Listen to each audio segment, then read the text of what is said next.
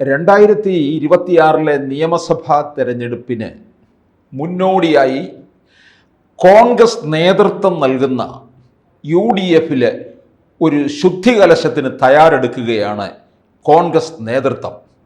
എന്തായാലും 2026 ഭരണം പിടിക്കണമെന്ന് കോൺഗ്രസ് ഉറച്ച തീരുമാനത്തോടുകൂടി മുന്നോട്ട് പോകുമ്പോഴാണ് ഇത്തരത്തിലുള്ള ഒരു ശുദ്ധികലശത്തിലേക്ക് കടക്കുന്നത്.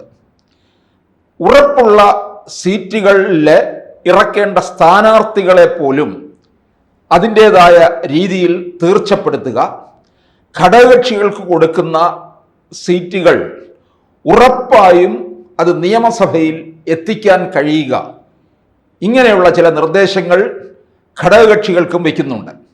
ഇപ്പം നമുക്കറിയാം, മുസ്ലിം ലീഗിനെ സംബന്ധിച്ചിടത്തോളം അവർക്ക് നൽകുന്ന സീറ്റുകൾ നല്ലതുപോലെ തന്നെ അവർക്ക് നിയമസഭയിൽ എത്തിക്കാനായിട്ട് കഴിയുന്നുണ്ട്.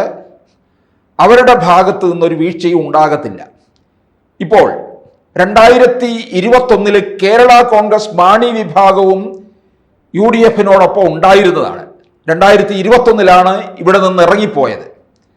അപ്പോൾ ജോസഫ് വിഭാഗത്തിന് UDFനകത്ത് ഒരു പ്രബലമായ സ്ഥാനം തന്നെയാണ് നൽകിയത്. അങ്ങനെ 2021 10 സീറ്റാണ് കൊടുത്തിരുന്നത്. ഏറ്റുമാനൂർ, ചങ്ങനാശ്ശേരി, തിരുവല്ല, കുട്ടനാട്, കോതമംഗലം, ഇടുക്കി, ഇരിങ്ങാലക്കുട, തൃക്കരിപ്പൂർ, തൊടുപുഴ, കടുത്തുരുത്തി. ഇതിൽ 2 സീറ്റ് മാത്രമാണ് വിജയിച്ച് എത്തിയത്. തൊടുപുഴയിൽ നിന്ന് PJ ജോസഫും കടുത്തുരുത്തിയിൽ നിന്ന് മോൻസ് ജോസഫുമാണ് നിയമസഭയിലെത്തിയത്. UDFന് മൊത്തത്തിലെ വൻ പരാജയത്തിലാണ് പോയത്. ആ പരാജയം ജോസഫ് വിഭാഗത്തിനും ഉണ്ടായി എന്നുള്ളതാണ്. ഇക്കുറി കോൺഗ്രസ് തീർച്ചപ്പെടുത്തുന്നത് ഈ 10 സീറ്റ് കൊടുക്കുന്നില്ല. മാണി വിഭാഗം ഇപ്പുറത്തോട്ട് വന്നാലും ഇല്ലെങ്കിലും അതിൽ 4 സീറ്റ് കോൺഗ്രസ് ഏറ്റെടുക്കാൻ തീർച്ചപ്പെടുത്തിയിരിക്കുകയാണ്. അത് ജോസഫ് വിഭാഗത്തിന് എത്രത്തോളം അത് ഒരു അമർഷമുണ്ടാകുമെന്നുള്ളത് വ്യക്തമായിട്ടില്ല. എന്തായാലും PJ ജോസഫ് അക്കാര്യത്തിനകത്ത് ശക്തമായ എതിർപ്പ് പ്രകടിപ്പിക്കുകയും ചെയ്യും. 4 സീറ്റാണ് കോൺഗ്രസ്, അതായത് വിജയം ഉറപ്പായിട്ടുള്ള 4 സീറ്റിലേക്ക് കോൺഗ്രസ് കണ്ണുവച്ചിരിക്കുകയാണ്. അപ്പോൾ ഈ 10 സീറ്റിൽ നിന്ന് 4 സീറ്റ് എടുക്കുക എന്നുള്ളതാണ്. അതിൽ ഏറ്റുമാനൂർ, ഇടുക്കി, തൃക്കരിപ്പൂർ, ഇരിങ്ങാലക്കുട എന്നീ 4 സീറ്റുകളാണ്.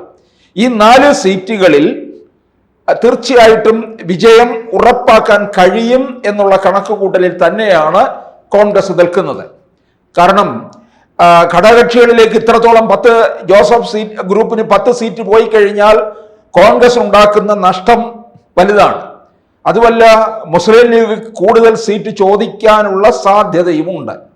ആ സാഹചര്യത്തിൽ ജോസഫ് വിഭാഗത്തിന് സീറ്റ് കുറയ്ക്കുക എന്നുള്ളതാണ്.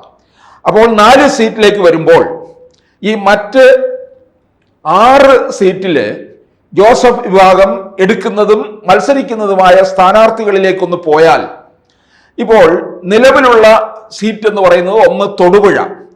തൊടുപുഴയിലെ PJ ജോസഫാണ് ഇപ്പോൾ നിലവിലെ MLA. അവിടെ ഇനിയിപ്പോൾ PJ ജോസഫ് മത്സര രംഗത്തുണ്ടാകത്തില്ല. അദ്ദേഹത്തിന് അനാരോഗ്യ പ്രശ്നം. അദ്ദേഹത്തിൻ്റെ മകനായിരിക്കും അബു ജോസഫാണ് മത്സര രംഗത്ത് വരിക.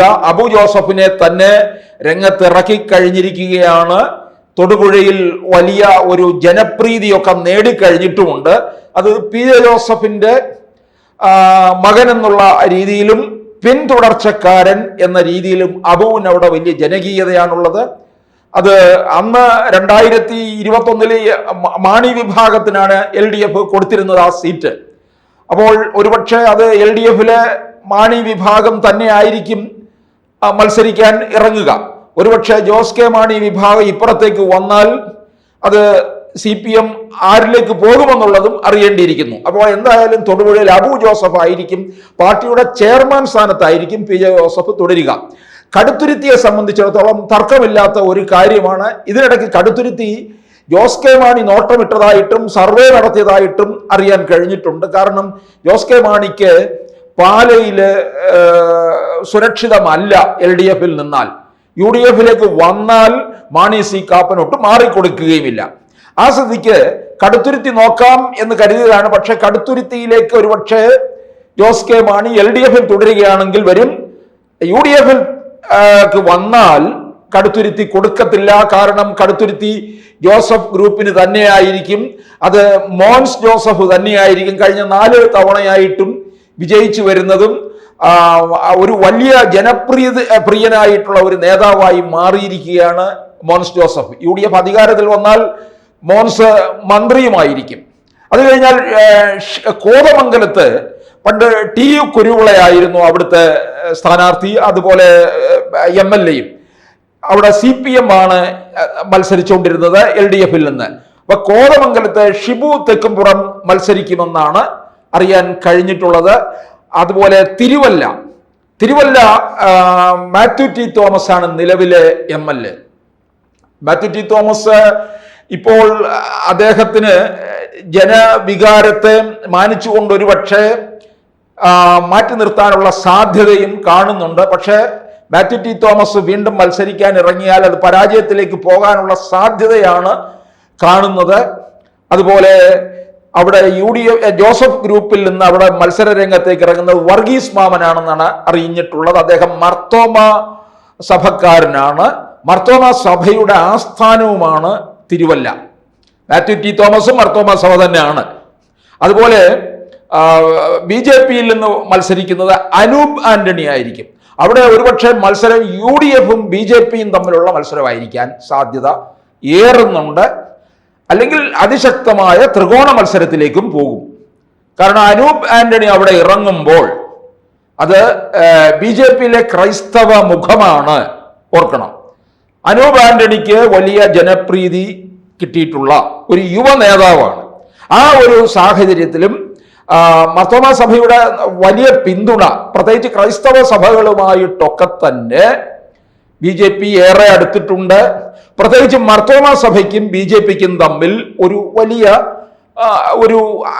അടുപ്പവുമുണ്ട്. അത് മർത്തോമ സഭയുടെ മുൻ അധിപനായിരുന്ന മാർ ക്രിസോസ്റ്റം തിരുമേനിയുടെ കാലത്ത് തന്നെ BJP-യുമായിട്ടുള്ളൊരു ബന്ധവും നരേന്ദ്രമോദിയുമായിട്ടുള്ള ഒരു അടുപ്പവും ഒക്കെ നിലവിലുള്ള സ്ഥിതിക്ക് അത് തുടരാനാണ് സാധ്യത.